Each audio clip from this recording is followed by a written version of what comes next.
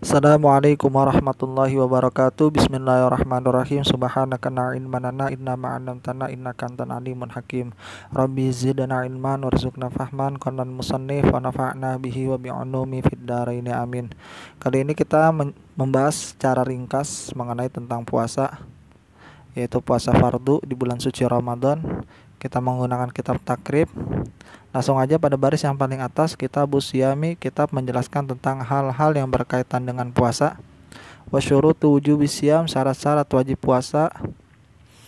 Pada baris yang paling atas, wa syaraitu wujubis siyami arba'atu asya, syarat-syarat yang wajib di dalam puasa yaitu ada 4. Al-Islamu, yang pertama Islam, wal bulugu, dan yang kedua sudah balik, wal aqlu, kemudian yang ketiga berakal, wal qudratu anas shaumi, kemudian syarat yang keempat dia mampu untuk melakukan puasa.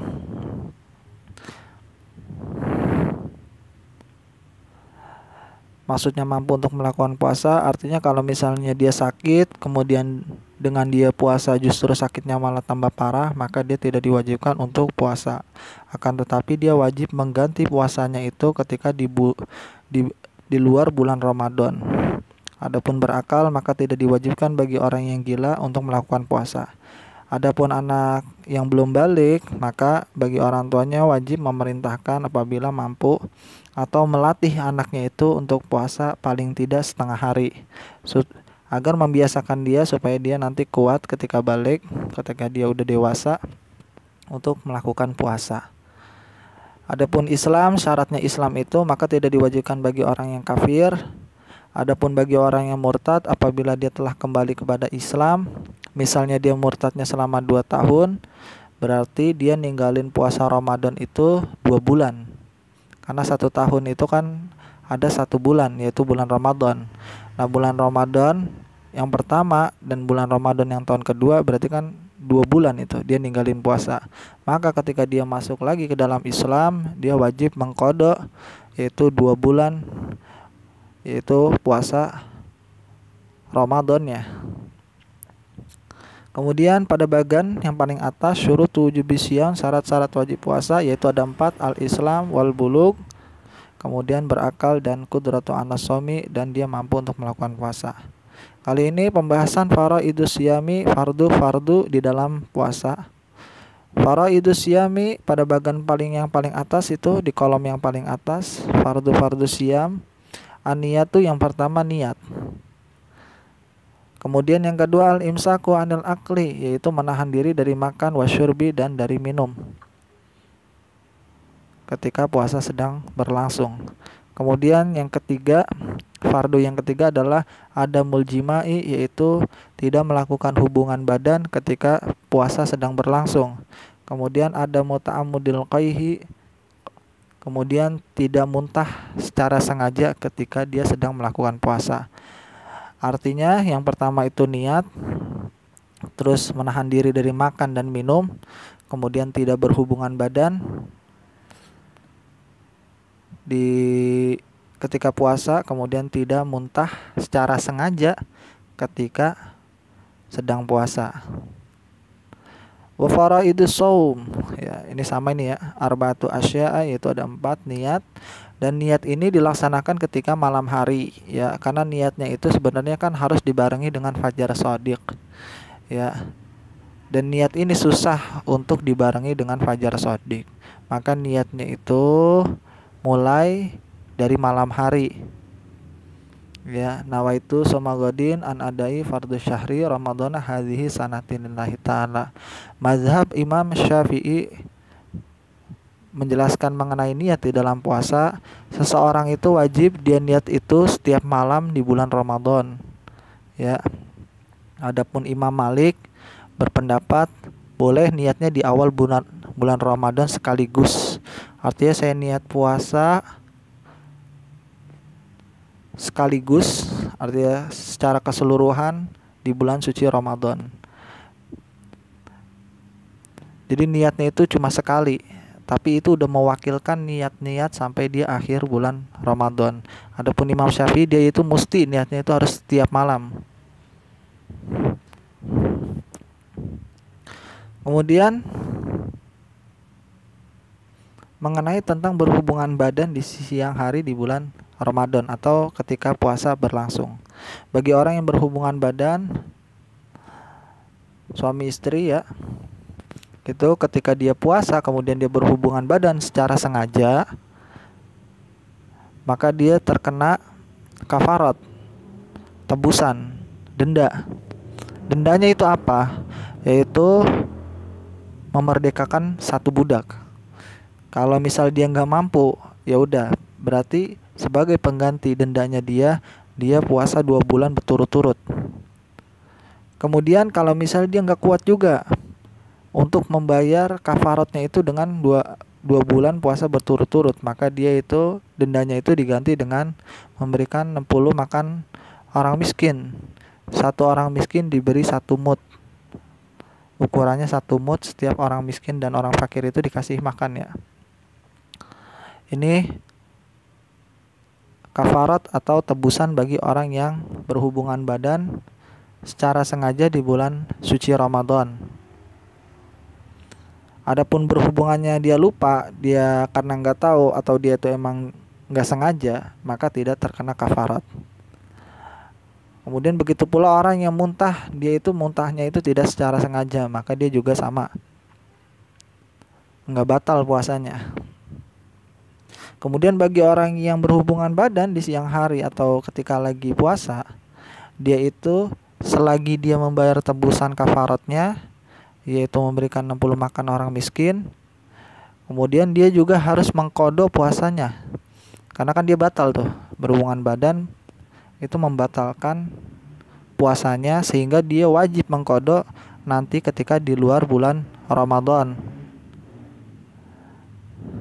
Kemudian menahan diri dari makan dan minum. Adapun bagi orang yang ngegibah, orang yang bohong, atau orang yang mencaci maki orang lain, maka puasanya tidak batal, akan tetapi pahala daripada puasanya dia akan hilang. Begitu pula orang yang puasanya itu tidak melakukan sholat fardu, ya, dia itu tidak membatalkan puasanya, tapi pahalanya bisa hilang. Pahalanya bisa hilang, kemudian dia mendapatkan dosa karena dia meninggalkan sholat 5 waktu. Kemudian mufsidati shaum, hal-hal yang dapat membatalkan puasa. Wallazi yuftiru bihi shaim, ya, pada baris yang paling atas, hal-hal yang membatalkan orang puasa yaitu ada 10. Asyratu asya'a, ada 10. Mawasala amdan ilal jofi warra'si, yaitu apa-apa yang masuk ke dalam tubuh, baik dari mulut atau hidung atau melalui lubang-lubang yang ada di kepala seperti kuping. Ya, makanya ketika lagi puasa jangan ngorek-ngorek kuping, atau ketika puasa jangan renang. Apa-apa yang dapat masuk ke dalam tubuh seperti makanan masuk lewat mulut, atau air ketika wudhu masuk lewat hidung, maka ini sesuatu hal ini yang dapat masuk ke dalam tubuh dapat membatalkan puasa. Wal huknatu fi ahadis sabilain. Kemudian yang membatalkan puasa itu adalah menyuntik fi ahadis sabilain, yaitu di 2 jalan, di kemaluan dan di dubur. Ya, ketika dia menyuntikkan di kemaluan atau di duburnya dia, maka dia membatalkan puasa. Yaitu kemudian selanjutnya yang membatalkan itu adalah muntah secara sengaja, waqai'u amdan, walwat'u amdan, dan berhubungan badan secara sengaja, fil farji, di kemaluan, wal inzalu anin mubasyarati, kemudian keluarnya air mani disebabkan bermesraan bersama istri, wan haidu, kemudian yang membatalkan puasa yaitu adalah haid, wan nifasu, dan yang membatalkan adalah keluarnya darah nifas, wal jununu, dan yang membatalkan juga yaitu gila, ketika sedang puasa kemudian gila maka batal, waridatu, kemudian yang membatalkan yang terakhir adalah murtad. Adapun menyuntikkan sesuatu hal seperti vaksin maka tidak membatalkan puasa. Berbeda kalau yang disuntikan itu doping yang menguatkan badan kita, maka yang demikian itu dapat membatalkan. Jadi kalau misalnya cairan yang dimasukkan ke dalam tubuh kita melalui suntikan tersebut dapat memberikan kita tenaga, maka yang demikian itu batal seperti infus ya.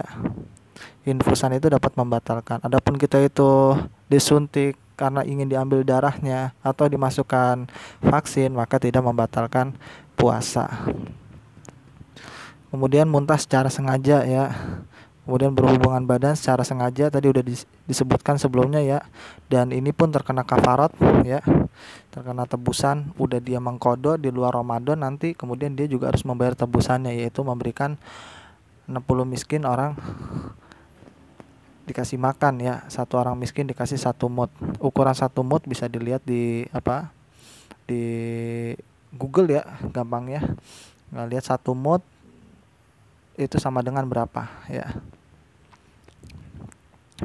Kemudian bermesraan antara suami dan istri, kemudian si suaminya ini keluar, maka batal ya yang demikian itu. Kemudian haid ketika di tengah-tengah puasa kemudian keluar haid, maka batal. Wanifas, dan ketika di tengah-tengah puasa dia melahirkan, maka batal. Melahirkan anak ya maksudnya, kan keluar darah nifas, maka membatalkan. Kemudian gila dapat membatalkan, dan murtad. Nah, murtad ini ada murtad ucapan, murtad keyakinan, dan murtad perbuatan. Adapun murtad ucapan seperti dia ini menghina atau menjelek-jelekan Nabi Muhammad, maka seketika itu dia murtad dan batal puasanya.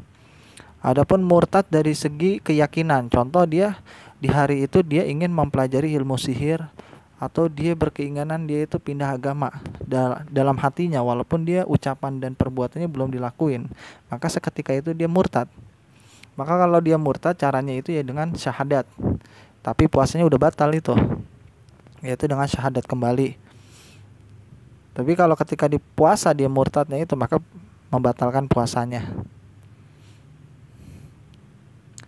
Jadi ini mengenai tentang hal-hal yang membatalkan puasa. Wa yustahabu fi shaumi salah satu asya, dan disunahkan di dalam puasa, ketika puasa, yaitu ada 3 hal yang disunahkan. Pada baris yang paling atas takjilul fitri, yaitu menyegerakan berbuka ya. Jadi puasanya itu ketika puasa kemudian dia bersegera untuk berbuka. Ketika azan sudah berkumandang, maka dia cepat-cepat minum. Artinya dia itu jangan minumnya itu ketika jam 10 atau jam 9 atau jam 8 malam ya. Disegerakan sunahnya. Wa ta'khirus suhur, kemudian mengakhirkan waktu sahur. Ketika makan sahur, maka dia bagusnya itu makan sahurnya itu ketika dekat-dekat sama imsak ya, atau setengah jam sebelum imsak. Nah, ini mendapatkan pahala sunnah. Wa tarkul hijr, kemudian tarkul hijr minal kalami, meninggalkan ucapan-ucapan yang tidak baik, atau ucapan-ucapan kotor, atau ucapan-ucapan yang menghina orang atau menggibahi orang. Dan ini disunahkan ya, karena meninggalkan ucapan-ucapan atau perkataan buruk itu dapat mempertahankan pahala kita. Adapun kalau kita tidak menahan daripada ngegibah ketika puasa atau mengadu domba, maka yang demikian itu dapat menghilangkan pahala puasa kita ya. Kemudian wa yahrumu siyamu khamsatu asya, dan diharamkan melakukan puasa yaitu dalam 5 perkara. 5 perkara ini maksudnya itu 3 hari di hari tasyrik, kemudian 2 harinya itu di bulan di Idul Adha maupun Idul Fitri. Ayamu allati yahrumu siyamiha. Ya, pada baris paling atas di kolom yang pertama, hari-hari yang diharamkan melakukan puasa di dalamnya yaitu al-idani, yaitu hari Idul Fitri dan Idul Adha. Ketika Idul Fitri maka diharamkan kita melakukan puasa. Kemudian ketika di bulan Idul Adha, ketika pas hari raya Idul Adha, maka juga sama, diharamkan juga untuk melakukan puasa. Jadi ketika hari raya Idul Fitri dan hari raya Idul Adha tidak diperbolehkan untuk melakukan puasa. Kemudian yang diharamkan juga yaitu ayam mutasyrik, yaitu ayam mutasyrik salah satu, yaitu setelah daripada Idul Adha, 3 hari setelah Idul Adha ya, hari tasyrik. Wa yukrahu shaumuhu yauma syakka, dan dimakruhkan berpuasa itu pada baris yang paling atas ketika di hari yang ragu. Di hari yang ragu itu seperti tanggal 29 atau 30 pada bulan Sya'ban. Itu kan bulan Sya'ban, setelah itu kan Ramadan. Maka ketika kita berpuasa di bulan Sya'ban pada tanggal 29 atau 30, nah ini kan kita ragu. Takutnya ini kita udah masuk Ramadan, ya. Jadi kita ragunya antara ini udah masuk Ramadan atau masih Sya'ban. Nah, itu dimakruhkan melakukan puasa pada hari yang ragu. Illa an yuwafaqa adatanahu, dan tidak makruh jika kebiasaannya itu seperti itu. Artinya kebiasaannya itu artinya dia itu emang udah tahu umumnya itu enggak puasa gitu. Kemudian di sini ada pembahasan al-qadha wal kafarat. Qadha membayar puasa dan kafarat menebus tebusan bagi orang yang berhubungan badan ketika di bulan puasa, bulan Ramadan. Waman wata'a fi nahari Ramadan amidan fil farji falaihil qadha wal kafarah wahia. Dan barang siapa yang wat'u, yaitu berhubungan badan fi nahari di siang hari Ramadan, maksudnya ketika puasa Ramadan dia berhubungan badan amidan secara sengaja fil farji di kemaluan falaihil qadha, maka bagi dia itu melakukan qadha nanti ketika di luar bulan Ramadan, wal kafarat dan membayar kafarat tebusan, wahia itqu raqabah mu'minatin, dan tebusannya itu apa? Memerdekakan seorang budak. Fa illam yajid fasiyamu syahrain, kalau misalnya dia tidak bisa membayar kafaratnya itu dengan memerdekakan satu budak, maka dia fasiyamuhu syahrain, maka dia melakukan puasa selama 2 bulan mutatabi'aini, yaitu secara berturut-turut. Fa illam yastati', apabila dia tidak mampu untuk membayar tebusannya itu, tebusan karena dia itu melakukan hubungan badan di bulan suci Ramadan, maka fa'it'amu sittina miskinan, maka dia memberikan makan kepada 60 orang miskin, likuli miskin, dan di setiap orang miskin tersebut dikasihnya apa? Mud, 1 mud, ya.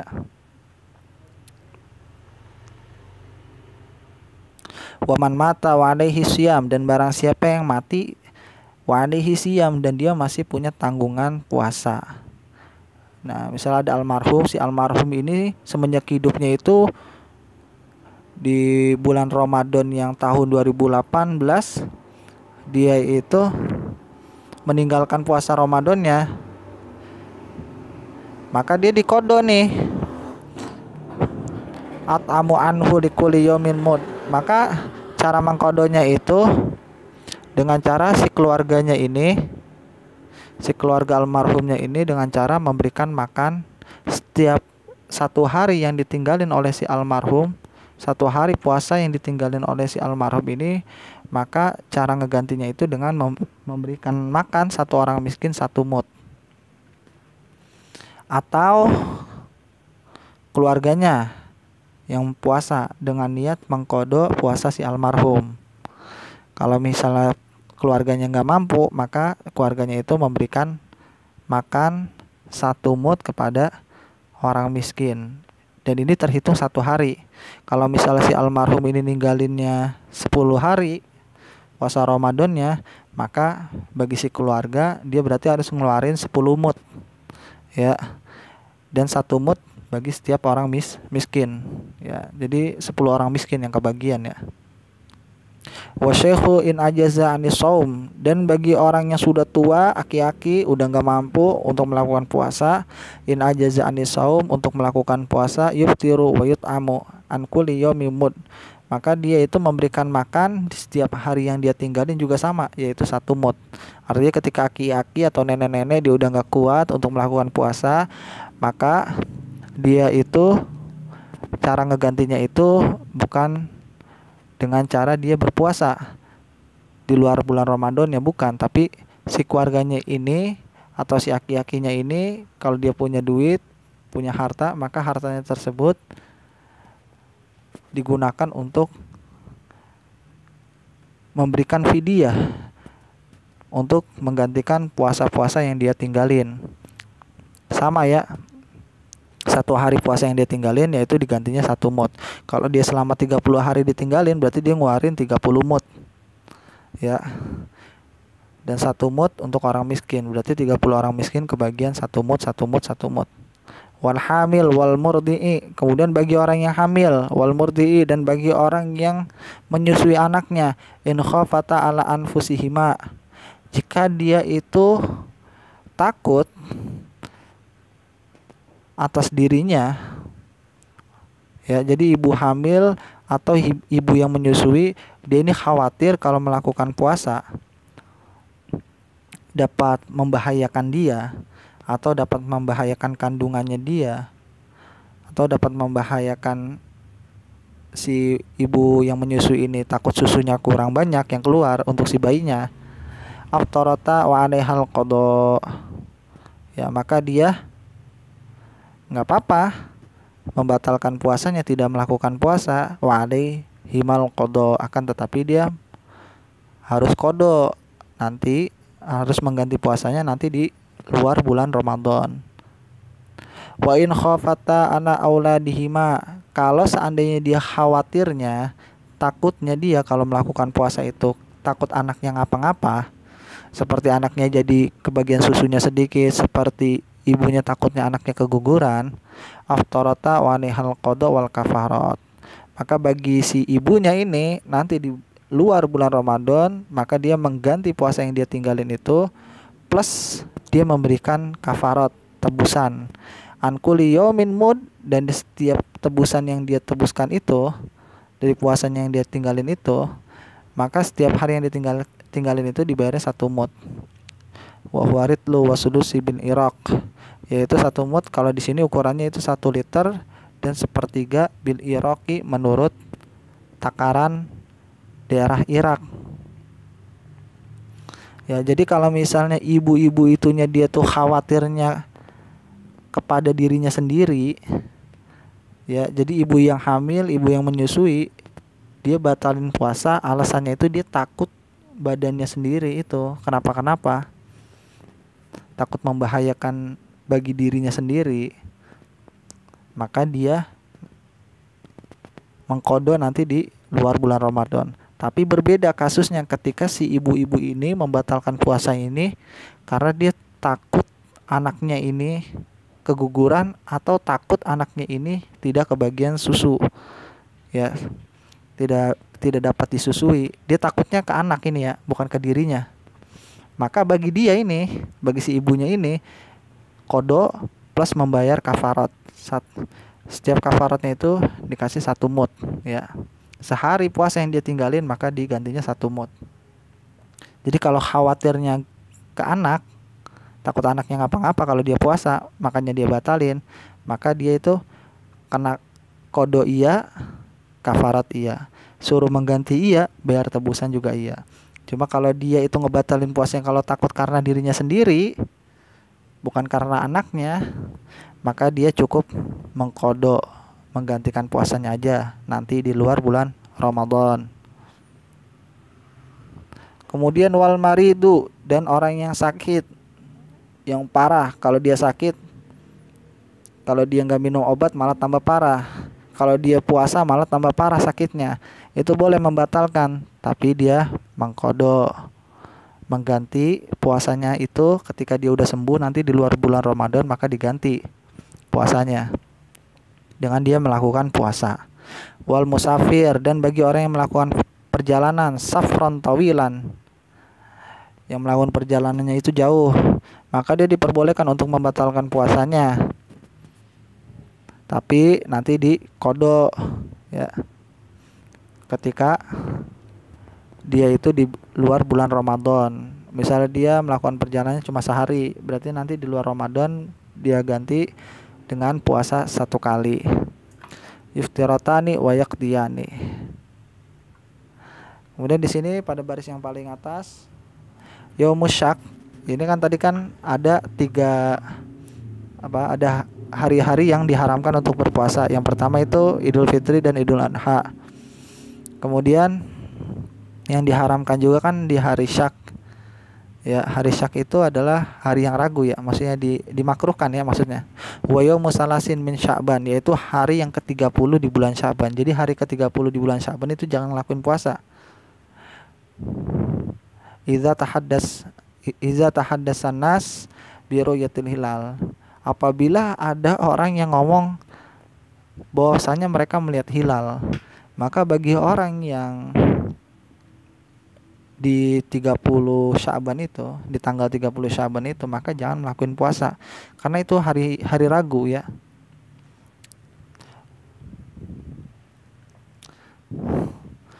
Jadi ini tidak diperbolehkan ya puasa di hari syak, hari ragu, yaitu hari yang ke-30 di bulan Sya'ban. Takutnya ntar udah masuk Ramadan ya.